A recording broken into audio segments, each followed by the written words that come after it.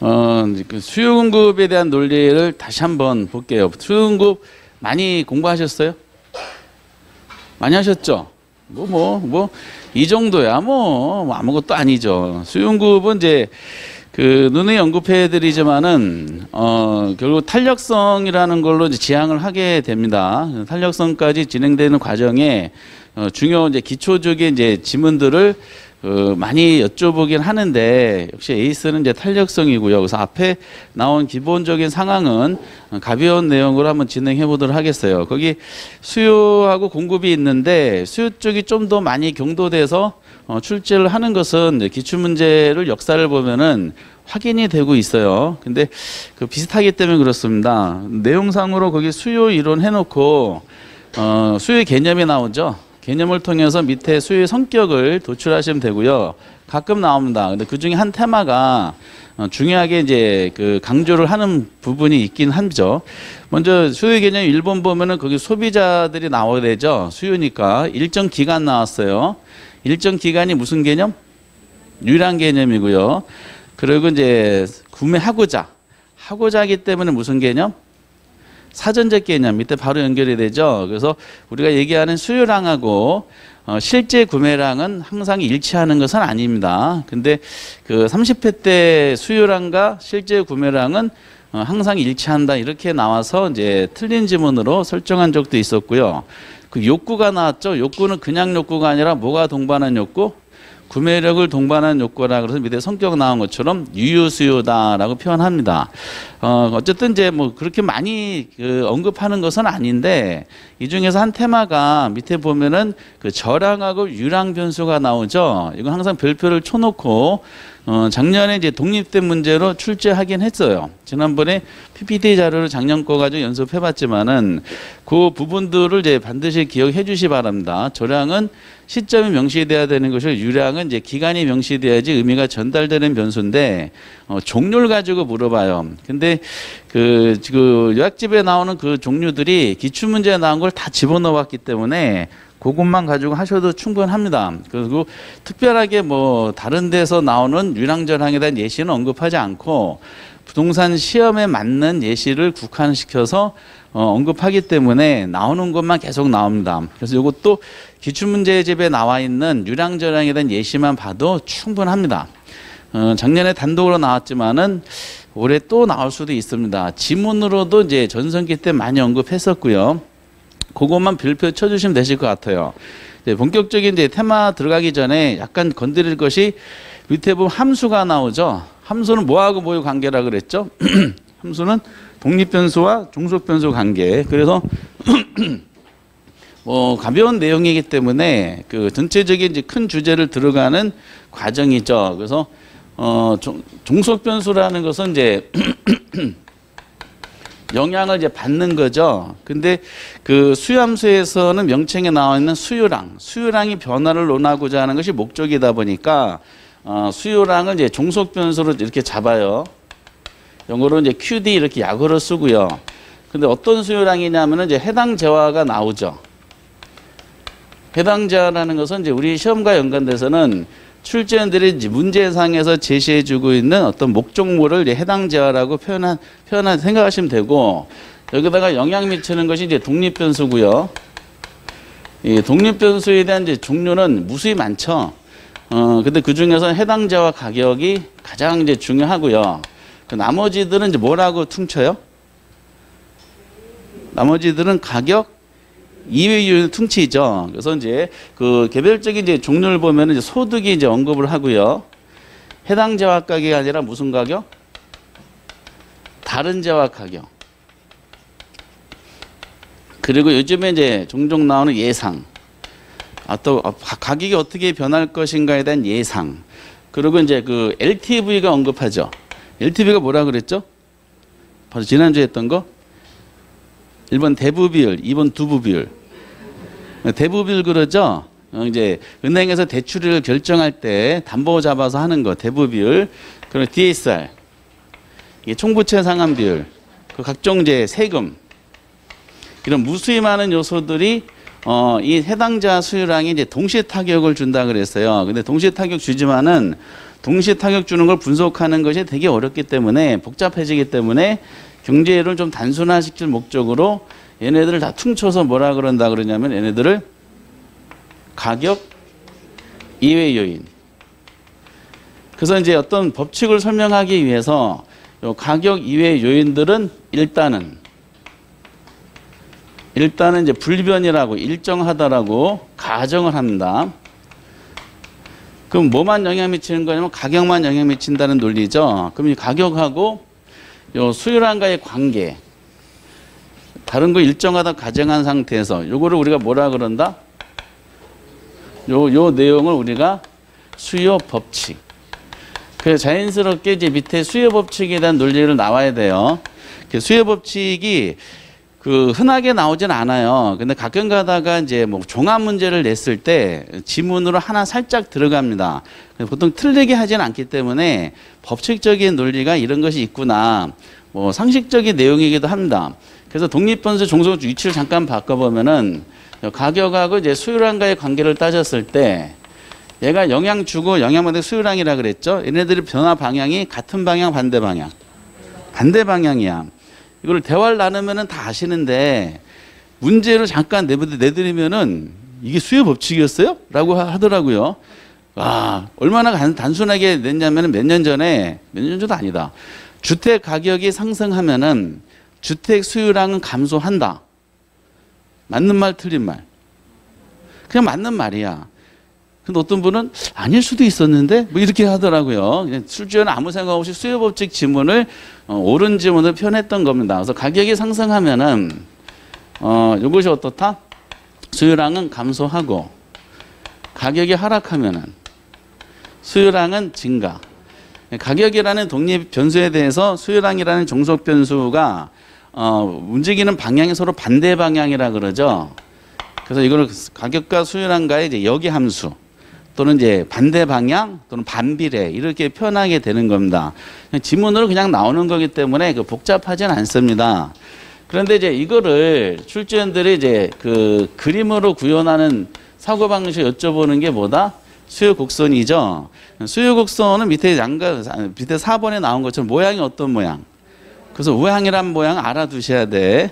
자꾸 이제 이걸 우하향 형태가 됩니다.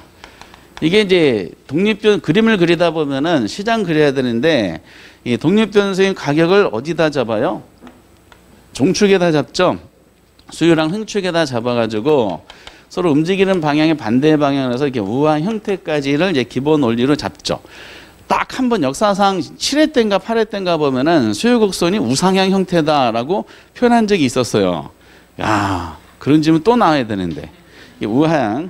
그래서 그 이유로는 언급하지 않는데 P0 상태에서 Q0가 이제 수요량이고 거기에 해당되는 수요량점을 A라 그랬을 때 가격이 P1으로 상승하면은 구매력이 떨어졌기 때문에 수요량도 Q1으로 줄어들죠. 물론 반대로 가격 하락하면 수요량은 늘어나기 때문에 서로 반대 방향이라서 두 점을 연결하면은 이러한 우한 형태의 모습을 가집니다라고 표현했었어요. 여기까지가 이제 기초적인 상황이고 그 다음에 이제 핵심적인 테마를 들어가는 거죠. 이 테마가 오른쪽 5번에 별표 짓이라고 말씀드렸던 유명한 수요량의 변화와 뭐다? 수요의 변화에 대한 설명이야. 그러면 이제 수요량의 변화, 수요 변화는 여기까지는 많이 알고 계세요. 요 수요량의 변화를 논하고자 하는 목적인데 우리가 이제 수요 법칙상에 표현한 수요 곡선 내용은 가격에 의해서 수요량이 변한 거를 나타내는 거죠. 그런데 그 다음에 이제 해야 될 일이 뭘 해야 되냐? 일단은 분리변이라고 가정했던 가격의 요소들도 얘네들도 하나씩 하나 여기다 충격을 주겠죠. 그럼 가격의 요소들이 여기다가 이제 충격을 주면은 역시 수요량도 마찬가지로 변화가 일어나죠. 근데 가격에 의한 수요량 변화와 나머지 요소의 수요량의 변화가 일어나는 것을 표현하는 형식이 다르죠. 그래서 이제 그 유명한 주제인 수요량의 변화하고 수요 변화 나타나는데 요 수요 법칙을 그대로 구현한 요것이 뭐라고요? 이게 수요량의 변화가 일어나는 거죠. 수요량이 변하든 수요 변화 다 수요량은 변하는데 수요 법칙을 구현한 요것은 지금 보시다시피 이제 똑같은 표현이 나와야 되니까 이 수요량의 변화가 일어나는 원인은 요거다. 해당 재화 가격이죠. 해당 재화 가격에 의해서 수요량이 변한 걸 어떻게 변한다? 수요 곡선상에서 무슨 이동? 점의 이동으로 나타내는. 그래서 왼쪽에 수요량의 변화에 대한 이제 그 원인이 동그라미 1번에 나왔죠. 해당자와 가격 변화에 의한 수요량의 변화를 수요량의 변화라 그러고, 동그라미면 어떻게 변한다? 동일 수요 곡선상에서 무슨 이동? 점의 이동. 이걸 글씨로 이제 암기하지 마시고 그림으로 연상하셔가지고 해석하시다 보면은 이게 안 잊어버려요. 이렇게 하면 그냥 이렇게 구현이 되는 거니까 시각적으로 공부하는 게 가장 좋고요.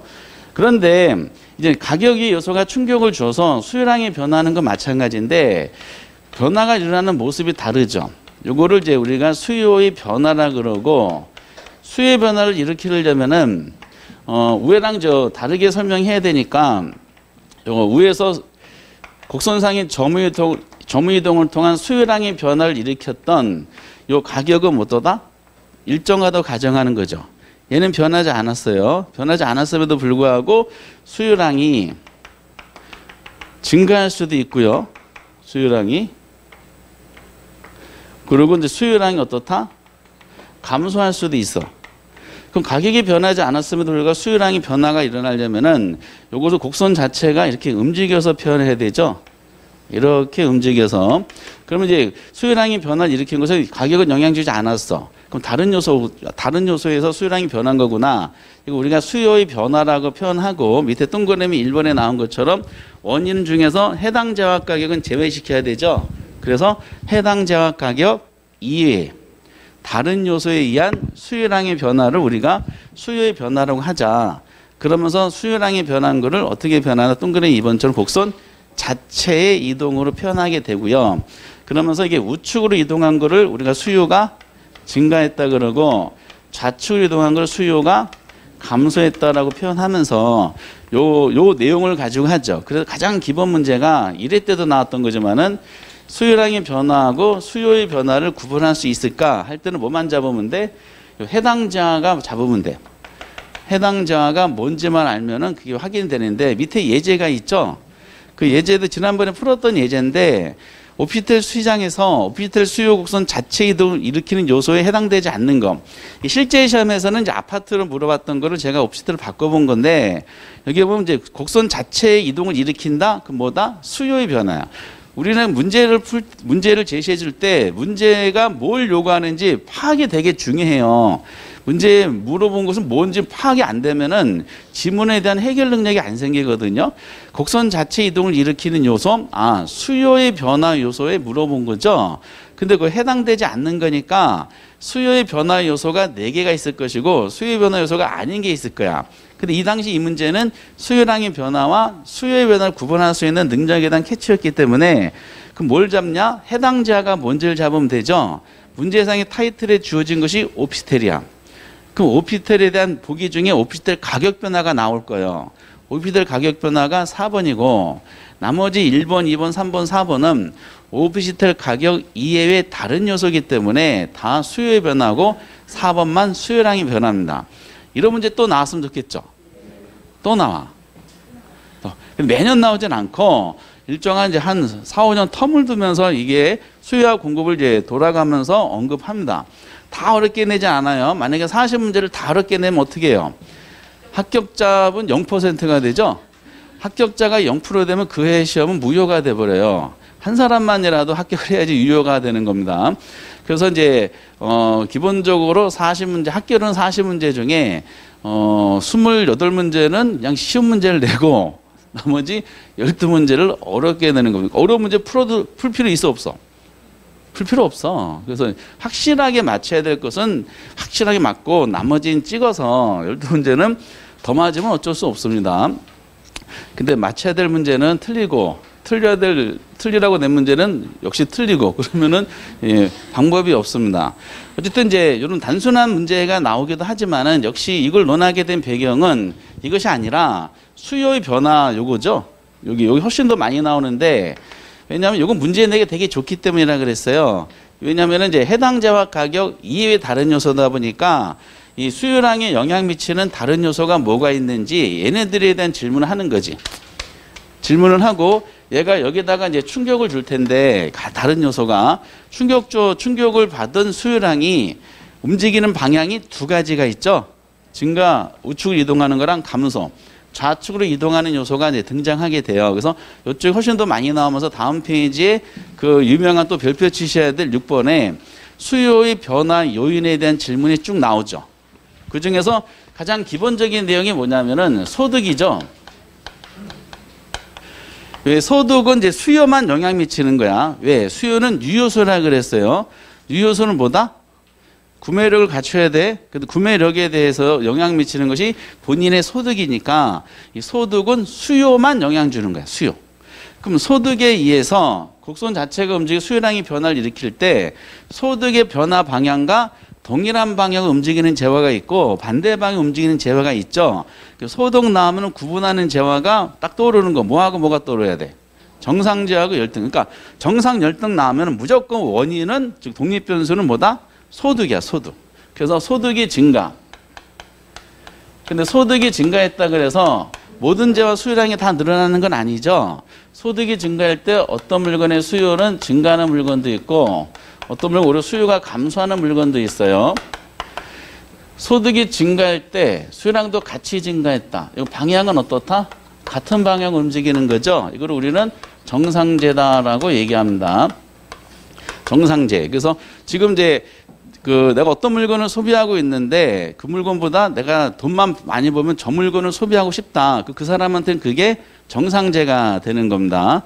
사람마다 달라요. 경제학 책에도 어느 게 정상제냐 열등제냐 사람마다 다르기 때문에 이거는 이제 정해진 제한은 없고 그래서 이제 그 조건으로 문제상에서는 제시해 주죠. 이렇게 정상제라면 이렇게.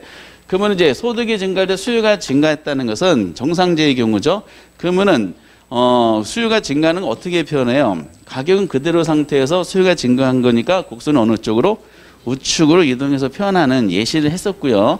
소득이 증가했는데 수요량이 오히려 감소하는 물건도 있죠. 반대로 이거를 열등제. 열등제도 여러분들 아마 갖고 계실 거예요. 내가 이제 현재 소득에서 어떤 물건을 소비하는데 내가 돈만 많이 벌면은 이 물건은 내가 쓰지 않을 텐데 하는 물건이 개인적으로 갖고 계시잖아요. 그거 물건은 소득만 더 벌면은 이거 안 쓴다. 그 사람한테는 그것이 열등제가 되는 거지. 그러니까 집에 계신 분도 저는 뭐가 되는 거야? 저를 열등제로 보는 거죠.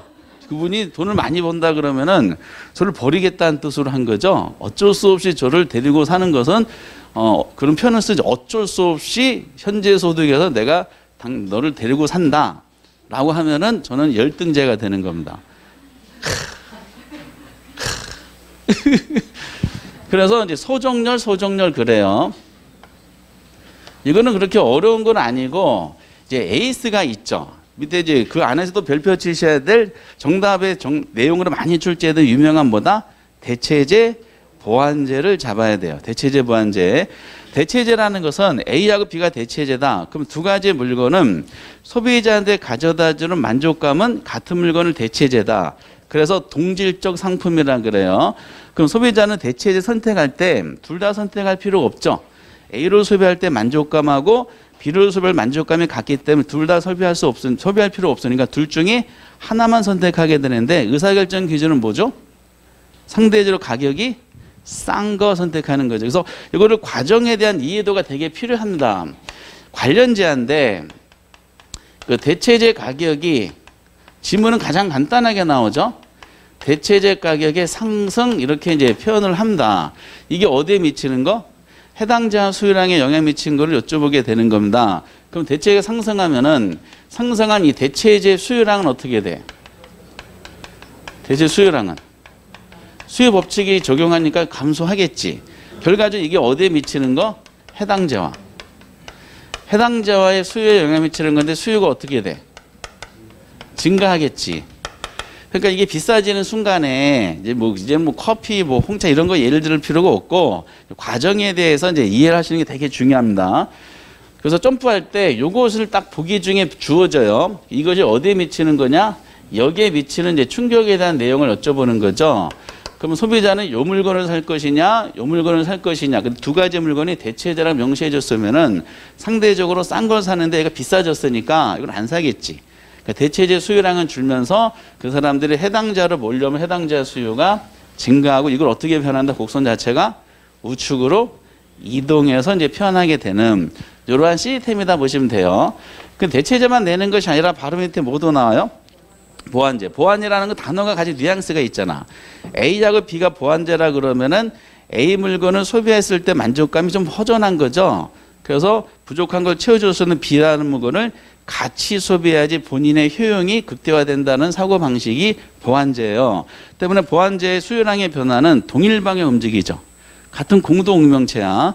대체제는 서로 라이벌 관계인데 보완제는 동지죠. 그래서 이제 지문도 간단하게 나옵니다. 보완제 가격의 상승. 이게 딱 썼을 때 이게 이제 해당제와 수요량에 영향 미치는 걸 여쭤보는 건데 그 과정에서 요거를 이해하셔야 되지. 그럼 보완제 수요량은 어떻게 돼요? 여기 감소하겠지. 결과적으로 이게 이제 해당자 수요량에 영향 미치는 거니까 해당자 수요는 어떻게 된다? 해당자와의 수요도 역시 공동명체니까 감소가 일어난다. 그리고 이것도 마찬가지로 보완제 가격의 변화가 해당자 수요에 어떻게 영향을 주느냐 이 내용을 주로 물어보는데 이 사이에 흐름상 보시면 돼. 그래서 대체관계에 있는 물건들의 수요량의 변화 방향은 서로 반대 방향 움직이죠. 둘 중에 하나 선택하고 보완관계에 있는 물건들의 소비량은 같은 방향으로 이렇게 움직이는 게 확인이 됐고요. 많은 지문들이 있습니다. 그래서 다른제와 가격이 여기 되게 중요하고요. 요즘에 예상도 종종 나오죠. 예상도 상식적인 내용이야. 가격에 대한 예상을 했을 때 가격 이거 자꾸 헷갈려 하시는 분도 계시는데 가격 상승이 예상되면은 여기 해당자와 수요는 어떻게 돼요? 수요는 증가하죠. 그 가격이 올라간 것이 아니라 올라갈 걸로 예상되기 때문에 오르기 전에 미리 사겠다. 수요가 증가하고 곡선은 어느 쪽 움직여? 우측으로 움직이죠. 근데 이거 어떻게 표현했었냐면은 일단 기출문제 그 수업할 때 나오지만은 그 주택 가격 상승이 예상돼서 나타나는 수요량의 변화는 수요 곡선상에서의 점이 이동으로 나타낸다 이렇게 나왔었죠. OX. X지. 가격 상승이 예상된다는 것은 수요의 변화 요소예요. 그럼 어떻게 해야 돼? 곡선 자체가 이동해서 나타난다 이렇게 표현해야 되는데 곡선상에서 점이도 나타난다 이렇게 표현한 거지. 그러니까 예상이라는 부분이 수요량의 변화 요소냐 수요의 변화 요소냐 이 두 가지에 대한 지문으로 표현하게 되는 것입니다. 그러니까 그런데 만약에 가격 하락이 예상돼. 그러면 결국 수요는 어떻다? 감소하게 되는 논리. 나머지는 상식이야.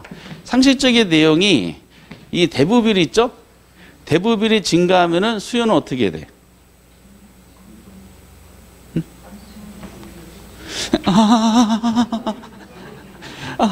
이 대부비율이 증가한다는 것은 은행이 어떻다? 돈을 많이 빌려주는 거야. 우리가 수요가 무슨 수요라 그러냐면 유효수요라 그랬고요. 이것은 구매력을 갖춰야 된다 그랬죠. 그 구매력에 대해서는 우리가 이제 그 민법상 우리가 법적으로는 우리가 악이냐 선이냐 막 이런 거 따지잖아. 과실무가실 따지는데 경장에서는 선악 따지지 않고요. 과실 무과실 따지지도 않아요.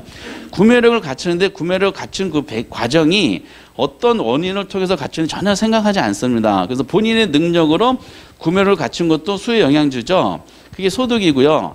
그럼 남의 도움을 받아서 내가 구매력이 커진 것도 뭐다? 그것도 구매력이야. 그래서 수요가 대부비율을 높아지면 돈을 많이 빌려주니까 제가 구매력이 커졌으니까 수요가 증가한다. 이런 논리예요. 그 대부비율에 대한 논리를 안다라고 가정하고 출제를 하는 겁니다. 훔친 돈. 훔친 돈도 구매력에 해당될까 안 될까? 그거 돼요. 과정이 필요 없다 그랬어요. 이게 이제 내용상이야. 그리고 이제 DSR이 높아져도 수요는 어떻다? 증가해. 왜냐하면 이 두 가지가 전부 다 대출액을 결정하는 거죠. 높아진다는 건 전부 다 대출을 많이 해준다는 거니까 수요가 늘어나는 거죠. 구매력이 커져서. 그리고 세금도 여러 가지가 나오죠. 거래세, 저기 취득세. 취득세율이 인하됐어. 수요가 증가되는 거지. 그리고 이제 만약에 해당자가 아파트다. 아파트 주변 환경이 개선됐대. 수요가 증가. 얼마나 쉬워. 시댁이 가까이 있대. 그럼 수요는 감소. 뭐 이런 논리야. 엄청난 요소가 이제 등장하게 됩니다. 그래서 근데 나머지들은 공부를 하시다 보면은 상식적으로 접근하고요. 그 출제원도 이거를 안다로 가정해서 대부분은 이제 이 정상 열등을 구분하는 것보다도 이제 이 부분이 있죠. 다른 제하정의 대체제 보완제를 집중적으로 언급을 할 수밖에 없어요.